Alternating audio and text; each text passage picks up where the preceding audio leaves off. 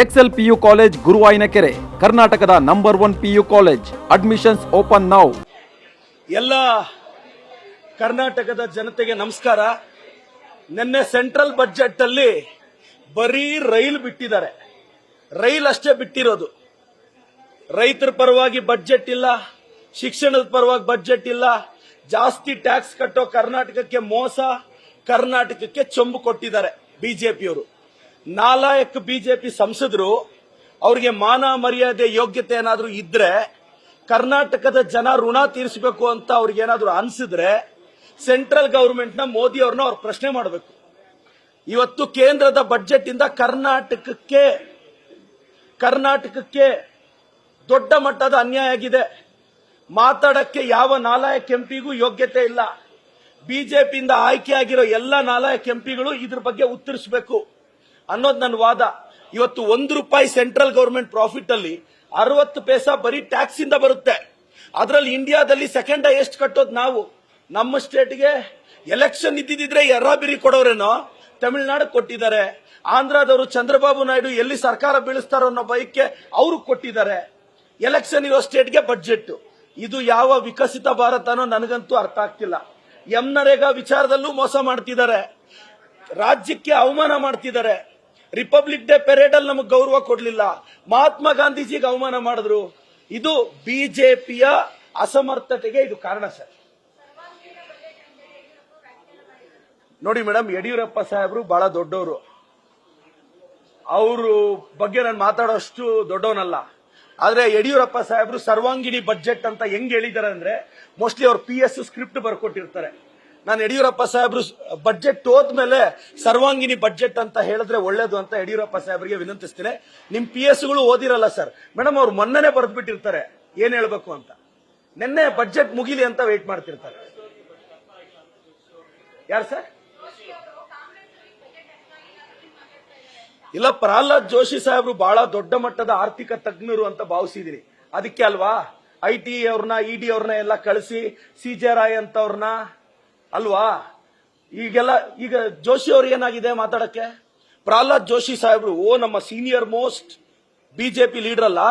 ಹೆಂಗೆ ಸರ್ ನೀವು ಬಜೆಟ್ ಓದಿದ್ರೆ ಬರೀ ರೈಲು, ಬೆಂಗಳೂರಿಂದ ಚೆನ್ನೈಗೆ, ಚೆನ್ನೈಯಿಂದ ಹೈದರಾಬಾದ್ಗೆ ಬರೀ ರೈಲು ಬಿಟ್ರೆ ಮಾತಾಡಿದ್ರೆ ರೈಲು ಅಂತೀರಾ. ರೈಲು ಬಿಡೋದು ಬಿಟ್ಟು ಏನು ಸರ್ ಇದೆ ಬಜೆಟ್ ಅಲ್ಲಿ ಹೇಳಿ ಸರ್? ಕರ್ನಾಟಕಕ್ಕೆ ಏನ್ ಕೊಟ್ಟಿದ್ದೀರಾ ಮೇಡಮ್? Very simple. ಜೋಶಿ ಸಾಹೇಬ್ರಿಗೆ ನಾನು ಸವಾಲಾಗ್ತೀನಿ, ಕರ್ನಾಟಕಕ್ಕೆ ಏನ್ ಕೊಟ್ಟಿದ್ದಾರೆ ಅಂಕಿ ಅಂಶಗಳನ್ನ ಪ್ರೆಸ್ ಮೀಟ್ ಅಲ್ಲಿ ಹೇಳಕ್ ಹೇಳಿ. ಏನಾದ್ರೂ ಮಾತಾಡಿದ್ರೆ ವಿಕಸಿತ ಭಾರತ್ ಅಂತ ಹೇಳೋದಲ್ಲ, ಕರ್ನಾಟಕಕ್ಕೆ ಅಂಕಿ ಅಂಶಗಳ ಸಮೇತ ಹೇಳಕ್ ಹೇಳಿ. ಪ್ರಹ್ಲಾದ್ ಜೋಶಿ ಸಾಹೇಬ್ರು ಸುಮ್ನೆ ಸರ್ಕಾರ ಡಿಫೆಂಡ್ ಮಾಡ್ಕೊಂತ ಇದ್ದಾರೆ. ಸರ್, ನಿಮಗ್ ಮತ ಕೊಟ್ಟಿದ್ದಾರೆ ಸರ್ ಜನ, ನಿಮ್ಮನ್ನ ಗೆಲ್ಸಿದ್ದಾರೆ ಸರ್ ಜನ. ನೀವ್ ಯಾಕೆ ಸರ್ ಕರ್ನಾಟಕಕ್ಕೆ ಮೋಸ ಮಾಡ್ತಿದ್ದೀರಾ? ಜೋಶಿ ಸಾಹೇಬ್ರೆ, ಇಷ್ಟು ಅಂಧ ಭಕ್ತಿ ಇರಬಾರ್ದು. ಜೋಶಿ ಸರ್, ನೀವು ಓದ್ಕೊಂಡಿದ್ದೀರಾ, ನಿಮ್ ಬಗ್ಗೆ ನನಗೆ ಗೌರವ ಇದೆ. ಅಂದ್ರೆ ಗೌರವ ಇರಬೇಕು. ಇದೇನ್ ಸರ್ ನಿಮ್ಮ ನಾಯಕರ ಬಗ್ಗೆ ಅಂಧ ಭಕ್ತಿ ಕ್ರಿಯೇಟ್ ಆಗ್ತಿದೆ ಅನ್ನೋದು ನನ್ನ ವಾದ ಮೇಡಮ್. ಮೋಹನ್ ದಾಸ್ ಪೈ ಅವ್ರ ಸ್ಟೇಟ್ಮೆಂಟ್ ನ ನಾನು ಸಾಮತಿಸ್ತೀನಿ. ಟ್ಯಾಕ್ಸ್ ಟೆರರಿಸಂ ಇದೆ, IT ಅವರು ಟಾರ್ಗೆಟ್ ಮಾಡ್ತಿದ್ದಾರೆ. ಏನ್ IT ಅವನ್ಗೇನ್ ಕೊಂಬುಗಳಿಲ್ಲ ಅಲ್ಲ ಸರ್. ನಾನೊಂದು ಕ್ವಶನ್ ಕೇಳ್ತೀನಿ. CJ ರಾಯ್ ಅವ್ರದ್ದು ಎಲ್ಲರೂ ಹೇಳ್ತಾ ಇದಾರಲ್ಲ ಶೂಟ್ ಮಾಡ್ಕೊಂಡು ಸತ್ತೋದ್ರು ಅಂತ, ನಾವ್ ಯಾರಾದ್ರೂ ನೋಡಿದೀವಾ? ನಾವು ನೋಡಿಲ್ಲ. ಒಳಗಡೆ ಇದ್ದಿದ್ದಾರು IT ಆಫೀಸರ್ಸ್, ಸತ್ತೋಗಿದ್ದಾರು CJ ರಾಯ್. ನಾವು ಯಾವ ರೀತಿ ಕನ್ಕ್ಲೂಷನ್ ಬರ್ತಿದೀವಿ ಶೂಟ್ ಔಟ್ ಮಾಡ್ಕೊಂಡು ಸತ್ತೋದ್ರು ಅಂತ? ಮೇಡಮ್, ನಾನ್ ಹೇಳ್ತಾ ಇರೋದು ಆ ಡೌಟ್ ನನಗಿದೆ. ಕೊಲೆನೋ ಒಂದು ಮೇಡಮ್, ಈಗ ಯಾರಾದ್ರೂ ಒಂದು ಒಳಗಡೆ ಮರ್ಡರ್ ಆದ್ರೆ ಈಸಿಯಾಗಿ ಒಪ್ಕೊಂಡ್ಬಿಡ್ತಾರ, ಅವರೇ ಸೂಸೈಡ್ ಮಾಡ್ಕೊಂಡ್ರು ಅಂದ್ರೆ. ಯಾಕೆ IT ಅವ್ರಿಗೆ ಏನ್ ಭಯ ಬೀಳೋದು? ಇವತ್ತು SIT ನ ಏನ್ IT ಅವ್ರಿಗೇನ್ ಕೊಂಬಿಲ್ಲ, IT ಅವ್ರಿಗೆ ED ಅವ್ರಿಗೆ ಏನ್ ಕೊಂಬಿಲ್ಲ. IT ಅವ್ರಿಗಾದ್ರೂ ಅವ್ರ ಅಪ್ಪನ್ಗಾದ್ರೂ ಒಂದೇ ಕಾನೂನು, ನನಗಾದ್ರೂ ನಮ್ಮ ಅಪ್ಪನ್ಗಾದ್ರೂ ಒಂದೇ ಕಾನೂನು. ಯಾಕೆ IT ಅವ್ರು ನೋಡಿದ್ರೆ ಇವರೆಲ್ಲ ಭಯ ಬೀಳ್ತಾರೆ? ನೆಟ್ಟಿಗೆ ಟ್ಯಾಕ್ಸ್ ಗಳು ಕಟ್ಟಿದ್ರೆ ಯಾವನ್ಗೂ ಭಯ ಇರಲ್ಲ ಅಲ್ಲ. ಈಗ ಸರ್ ಕನ್ಕ್ಲೂಷನ್ ಬರೋದು ತಪ್ಪು ಸರ್. ಈಗ ಶೂಟ್ ಔಟ್ ಮಾಡಿದ್ರೆ IT ಆಫೀಸರ್ಸ್ ಏನು ಕೇರಳಗೆ ಹೊರಟೋದ್ರಂತೆ, ಈಗ ಇನ್ವೆಸ್ಟಿಗೇಷನ್ ಮಾಡ್ತಿದ್ರೆ. ನನಗೆ ಅನುಮಾನ ಇದೆ, CJ ರಾಯ್ ಅವರು ಬುಲೆಟ್ ಹೊಡ್ಕೊಂಡ್ರ ಯಾರಾದ್ರೂ ಹೊಡೆದ್ರ?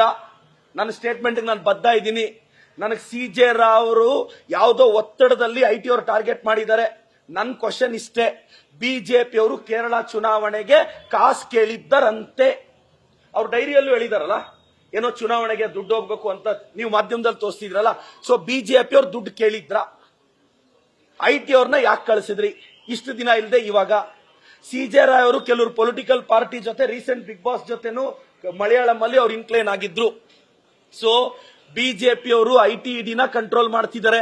ಇನ್ 2 ವರ್ಷ ನೀವ್ ಎಷ್ಟು ಆಟ ಆಡ್ತಿರೋ ಆಡಿ. 2029ಕ್ಕೆ ಇಂಡಿಯಾ ಕೈಯಲ್ಲಿರುತ್ತೆ. ರಾಹುಲ್ ಗಾಂಧಿ ಅವರು ಈ ದೇಶದ ಪ್ರಧಾನಿ ಆಗ್ತಾರೆ. Thank you sir. ಇಲ್ಲ, ಕರೆಕ್ಟ್. ನನ್ನ ಮೇಲೆ ಒಬ್ರು ಸಾಮಾಜಿಕ ಕಾರ್ಯಕರ್ತ ದೂರು ಕೊಟ್ಟಿದ್ದಾರೆ. ಆ ದೂರನ್ನ ತಾವು ಸಂಪೂರ್ಣ ಓದಿ ಅವ್ರು ಏನ್ ಹೇಳಿದ್ದಾರೆ ಗೊತ್ತಾ? ಶಾಸಕರಾದಂತ ಪ್ರದೀಪ್ ಈಶ್ವರ್ ಅವರು ಹಿಂಗ ಬಿಜೆಪಿಯವರು ಚುನಾವಣೆಗೆ ದುಡ್ಡು ಕೇಳಿದ್ದಾರೆ ಅಂತ ಆರೋಪಿಸ್ತಿದ್ದಾರೆ. ಸೊ ಈ ಹೇಳಿಕೆಯನ್ನ ಆಧರಿಸಿ ತನಿಖೆ ಮಾಡಿ ಇಂಥದ್ದು ನಿಜವೇ ಆಗಿದ್ದರೆ IT ವಿರುದ್ಧ ಅಂದ್ರೆ ಇನ್ಕಮ್ ಟ್ಯಾಕ್ಸ್ ವಿರುದ್ಧ ಕೇಸ್ ದಾಖಲಿಸಿ, ಬಿಜೆಪಿ ಆ ಸಂಘಟನೆ ವಿರುದ್ಧ ಕೂಡ ಕೇಸ್ ದಾಖಲಿಸಿ ಈ ಹೇಳಿಕೆ ಅವ್ರು ಯಾವ ತರ ಹೇಳಿದ್ರು ಅಂತ ನಾನು ರಾಜ್ಯದ ಜನತೆಗೆ ಹೇಳ್ತೀನಿ. ನಾನೊಬ್ಬ ಟೀಚರ್, ನಾನೊಬ್ಬ MLA, ಅದಕ್ಕಿಂತ ಮುಂಚೆ ನಾನೊಬ್ಬ ಜರ್ನಲಿಸ್ಟ್. ನನಗೂ ಸೋರ್ಸಸ್ ಇದೆ. ಈಗ ನಿಮ್ಗೆ ಹೆಂಗ್ ಇನ್ಫಾರ್ಮೇಶನ್ ಸೋರ್ಸಸ್ ಬರುತ್ತೆ? Always information gathered from sources. ನನಗೆ ಮಾಧ್ಯಮದ ಸ್ನೇಹಿತರು, ಕೆಲವರು ಆಂಗ್ಲ ಚಾನಲ್ ರಿಪೋರ್ಟರ್ಸು, ಕೆಲವರು ಅವ್ರಿಗೆ ಗೊತ್ತಿರೋರ ಪ್ರಕಾರ ನನ್ನ ಸೋರ್ಸಸ್ ಕಲೆಕ್ಟ್ ಮಾಡಿದ್ರೆ ಏನೋ ಬಿಜೆಪಿ ಅವ್ರು ಫಂಡಿಂಗ್ ಕೇಳಿದಾರಂತೆ. ನಾನು ಸೋರ್ಸಸ್ ಇಂದಾನೇ ಇನ್ಫಾರ್ಮೇಶನ್ ಹೇಳಿದ್ದು. I am A journalist. ನಾನು ಸೋರ್ಸಸ್ ಇಂದ ಹೇಳಿದ್ದೀನಿ. ಅವ್ರು ಸಾಮಾಜಿಕ ಕಾರ್ಯಕರ್ತರು ಕೊಟ್ಟಿರೋ ಕಂಪ್ಲೇಂಟ್ ಬಗ್ಗೆ ನನಗೆ ಗೌರವ ಇದೆ.